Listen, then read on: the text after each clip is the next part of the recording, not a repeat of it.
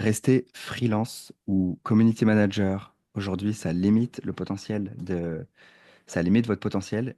Et aujourd'hui, on va vous montrer comment est-ce que vous pouvez évoluer pour gagner plus, pour faire plus que ce que vous aimez dans les entreprises, plus de ce que vous aimez dans les entreprises. Et on va vous donner exactement le chemin. Donc, dans un premier temps, eh bien, voyons pourquoi est-ce que ça limite votre potentiel. Et dans un second temps de cette vidéo, on va voir la nouvelle opportunité pour vous si vous êtes aujourd'hui community manager ou freelance et que vous bossez pour un entrepreneur en ligne. Le premier élément, c'est que lorsque vous êtes community manager, eh ben, en fait, vous êtes généralement perçu comme ce que j'appelle un presse-bouton, quelqu'un qui va juste exécuter, à qui on dit quoi faire. Et le problème de ça, c'est que vous êtes remplaçable. Vous êtes remplaçable puisque vous n'apportez pas dans la valeur perçue. Encore une fois, je dis pas que c'est le cas, je dis juste que vous êtes perçu comme ça, comme une personne qui est juste sur siège éjectable et qui n'apportait pas énormément de valeur à l'entrepreneur, à l'entreprise.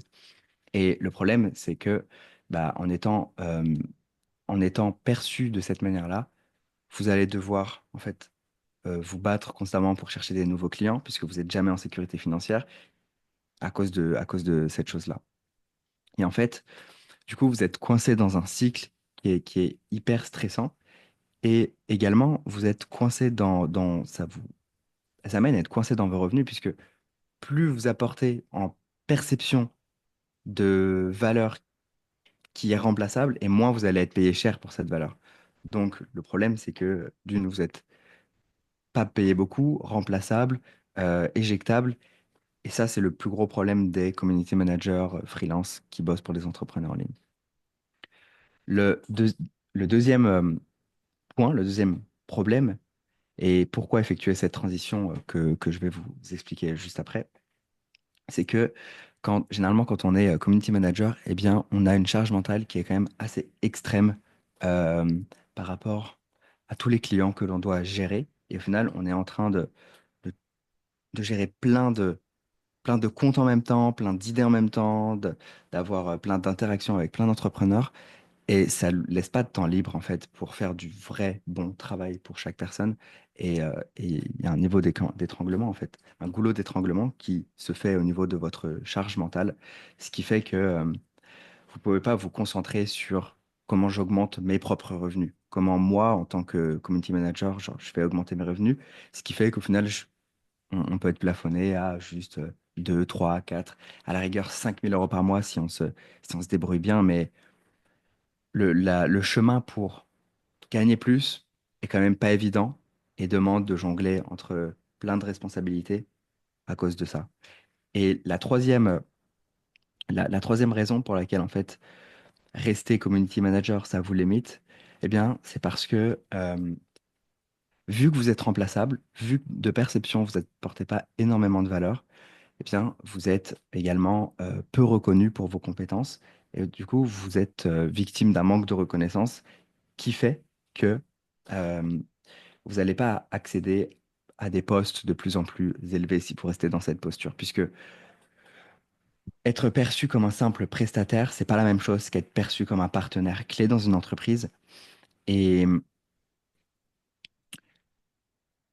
et du coup, vous êtes traité comme un prestataire, éjectable comme un prestataire, vous gagnez comme un prestataire, et vous êtes limité comme juste un prestataire. Donc, Alexandre, dans cette deuxième partie, va vous expliquer en fait comment briser ce plafond de verre et comment retrouver plus de contrôle, plus de sérénité dans votre activité, tout en la développant et en changeant de posture, en étant perçu différemment, en apportant plus de valeur et en étant aussi beaucoup plus payé à terme.